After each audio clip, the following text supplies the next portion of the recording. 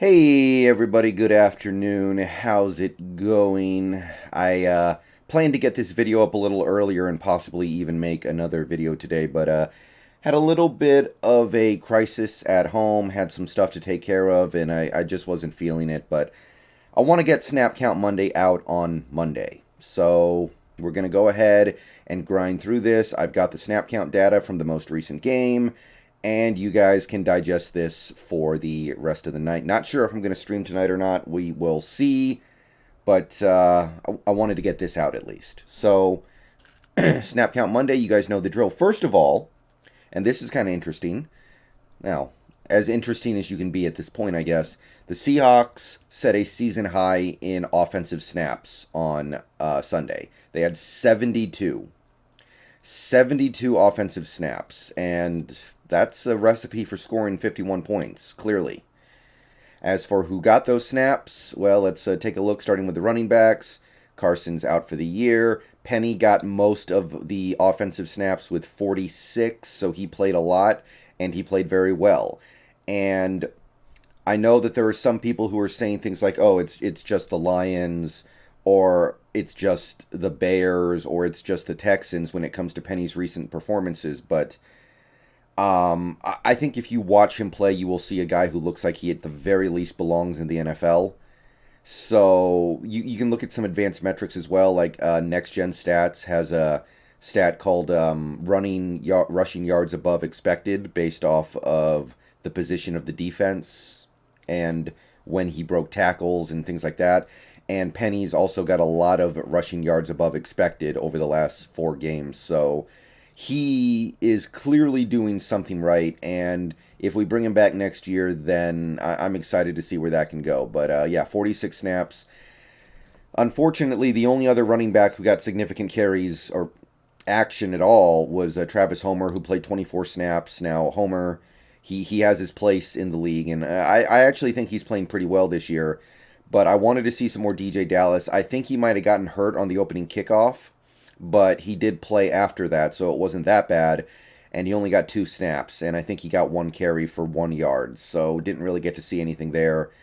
Now, it's not the biggest deal in the world, but I would have liked to have seen a little more DJ Dallas while we're playing in a game where we have the ball a lot, where we're in control the whole game. It was a good opportunity to see a little more DJ. I know we're all excited about what Penny's doing, but DJ Dallas is almost certainly going to be here next year as well. We may as well see what he has. But it's small. It's a small consideration compared to the other things this team needs to be looking at. Okay, so a wide receiver, interesting note here. I didn't notice it was this bad when I watched the game live, but I did notice it. Metcalf missed a lot of snaps. He actually only played about 2/3 of the game. He had 48 snaps. And even though he's played one more game than Lockett, they have almost the exact same number of total snaps this year. So I think that injury that Metcalf is playing through is catching up with him, and he's probably in his own way a little relieved that the season's about to end, because now he can get right this offseason, hopefully, and be coming in next season at 100%. Because despite playing through that injury, he obviously had a great game, but physically he does look a little worn down to me. Tyler Lockett played 60 snaps. He didn't have a huge game or anything, but he was effective. He was efficient, and he did get in the end zone, so normal day for Lockett. Eskridge continues to lag behind in the snap count area to Swain. Eskridge had 24 snaps, which is a decent amount. It's not anything that I'm going to be too angry about, given the fact that it is kind of a lost season for him. But Swain had 36, and I know he made a big play in this game, but to me, Freddie Swain is still the guy that I'm not that interested in seeing anymore. He's just a jag. He's just a totally replaceable player, and I feel like other than the fact that he's really good at catching passes on busted coverages, there's just nothing to him that I'm interested in. Penny Hart played 16 snaps, and he made 1 good catch, so he did good, I guess, but that's it for wide receivers, and that just leaves on offense the tight ends. Gerald Everett got a big chunk of the snaps. He got 51 snaps, so he actually played a little more than Metcalf, and he made a couple nice plays. Disley had 28 snaps, so even though we ran the ball a lot, Disley saw his role get diminished. I'm guessing it probably had something to do with the fact that he was just on the COVID list, and we were working him back in. Yeah, that seems to be a recurring trend with some of these players. Colby Parkinson actually got a decent chunk of action in place of the slowly working his way back in Disley, 20 snaps, and we might have to talk a little bit about that because he actually played really well. It seems like he can block, which I was not totally expecting coming out of college, and he made a catch on offense, so that was cool. And when we run behind him, when he lines up on the right side of the offense, blocking along with Gabe and Kurhan in run blocking, it seems like good things are happening. So Parkinson, I don't know if we can safely say he's a good blocker yet, but he's showing a little something there that I wasn't really expecting. And in a way, maybe he'll even end up being more that kind of tight end than a pass catching tight end, which is not what I would have guessed when he came out of Stanford. So that's it for the offense. Let's jump over to the defense. All right, so little bit of a disappointment here in the defensive end room where you see that Dunlap basically barely played because he got hurt. And by the way, we should probably be shutting Dunlap down for the year because there's no point. I think he'll be back next year regardless because of the money, so you may as well shut him down. Unfortunately, Alton Robinson didn't get to pick up a ton of snaps to replace him. It was much more Darrell Taylor, and I guess you would say that Rasheem Green and Kerry Hyder got kind of the benefit of that. Maybe not so much Rasheem Green because he usually plays a lot anyway, but it wasn't Alton Robinson. Oh, and by the way, there were 63 total defensive snaps, so quite a few, and Alton Robinson didn't even get in for a third of them. So kind of disappointing to me. I want to see more Alton. This is a good time to take a look at him. Didn't see a whole lot of him in this game. Benson Mayowa had 25 snaps, so his role is continuing to get kind of diminished, which I like. No disrespect to Benson Mayowa. He's not a bad player, but there's nothing exciting about him. Kerry Hyder is back in the lineup. He got 27 snaps, so he's just kind of grinding out a semi-important role in the defense, just kind of grinding, whatever. Decent enough player. Rasheem Green got 40 snaps, which is actually a step down from where he's been over most of the recent games.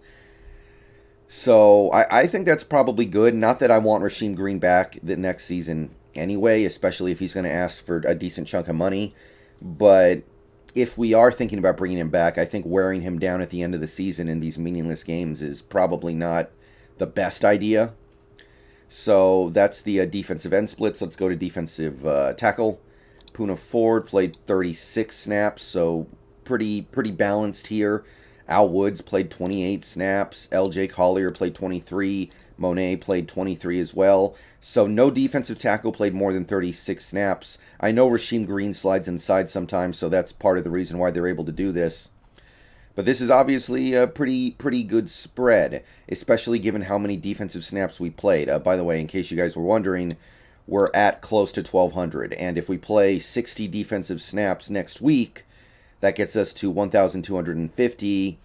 That will, I think, lead the league, almost certainly. That will almost certainly lead the league. We'll have to check to be sure, but I think it will, and it makes sense that it would. So the fact that we were able to play that many defensive snaps, and Poona's probably not even going to get to 800, that's reasonable. Poona's young. Poona's in his physical prime. Poona's in his NFL playing prime, probably.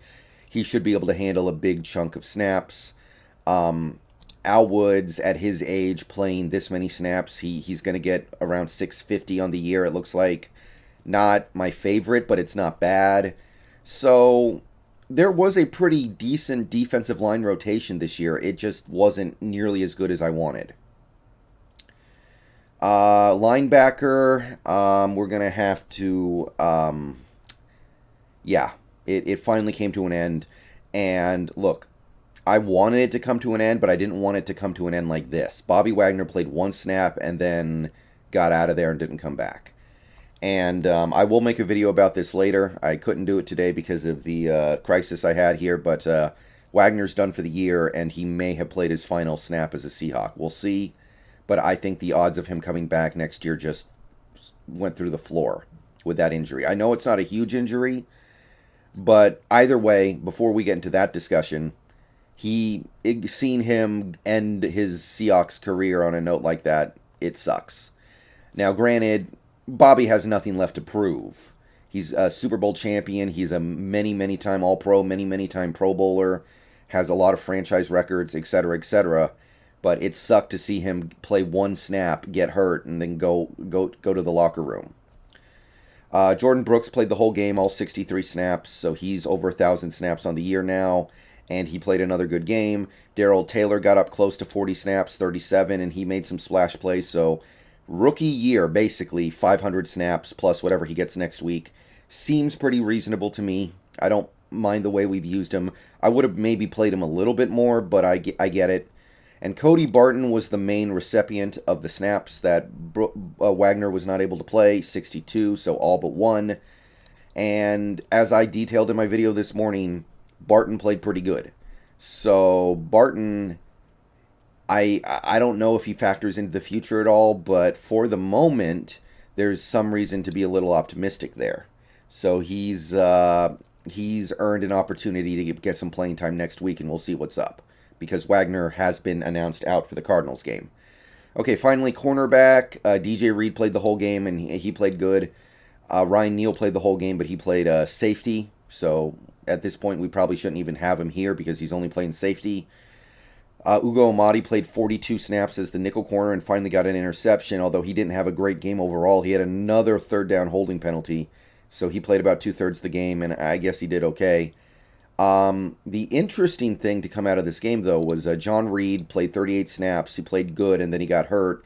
And then Michael Jackson went in for the last 25 snaps. I think it was the last 25, and he actually played really good. PFF gave him a grade of like 85, so we might have to examine that, because this is definitely the time of the year when you need to put everything you see under a microscope.